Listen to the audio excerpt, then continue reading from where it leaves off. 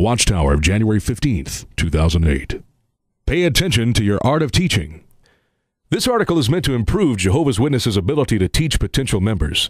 This method is called a Bible study and is a catchphrase. Informally, witnesses will refer to interested people as my study or my Bible study. A Bible study is only valid if witness publications and methods are used. The Bible is not to be used alone. If you regularly and systematically have Bible discussions, though brief, using the Bible along with one of the recommended publications, you are conducting a Bible study. If a witness is studying with you, they are required to complete a detailed form every month to report your activity. They will most likely want to use this publication, What Does the Bible Really Teach?, and meet with you at least once a week. The goal of a Bible study is to convert and baptize new members. While in the process, the student is allowed to question Watchtower doctrine. What if a student has difficulty accepting a certain teaching or holds strongly to a false belief? If the student is still not convinced, leave the subject for another time and continue on with his regular study. But after baptism, questioning is no longer permitted. If we get to thinking that we know better than the organization, we should ask ourselves, where did we learn Bible truth in the first place? Would we know the way of the truth if it had not been for the guidance from the organization? Really, can we get along without the direction of God's organization? No, we cannot. For this Watchtower study, let's go right to paragraph 9 under the subheading, Keep It Simple. Most truths contained in God's Word are in themselves relatively simple. It may be, though, that people with whom we studied the Bible have been confused by the doctrines of false religion. Our role as teachers is to make the Bible easy to understand. Jehovah's Witnesses, this is your challenge. Get prepared to hit the pause button. Without referring to any book, using the Bible only, explain how you believe 1914 can be calculated using biblical prophecy.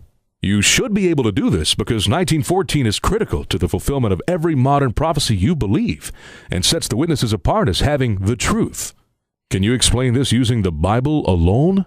Press pause and prove it to yourself.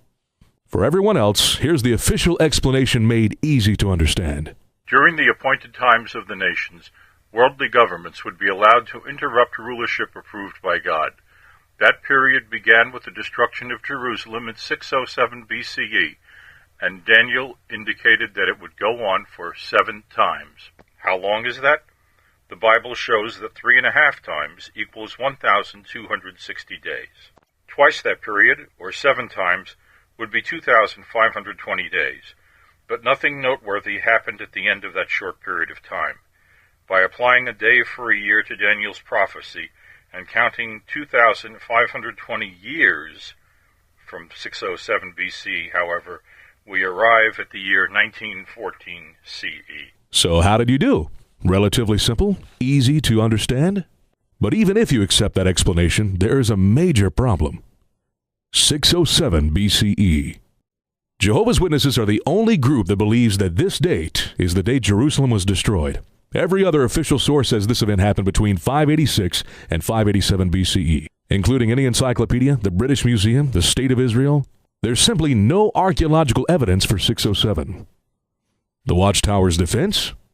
Similarly, we are willing to be guided primarily by God's Word rather than by a chronology that is based principally on secular events or that disagrees with the Scriptures.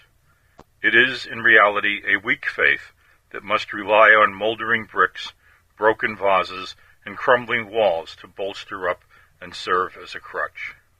The reality is that the Watchtower needs 607 for 1914 to work. Otherwise, all the promise of spiritual paradise, Armageddon, and the coincidence of World War I make no sense.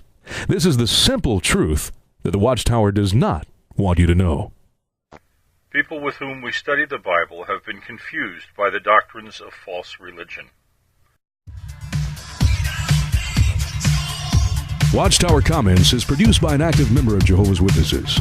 This video is not authorized or endorsed by the Watchtower Bible and Tract Society.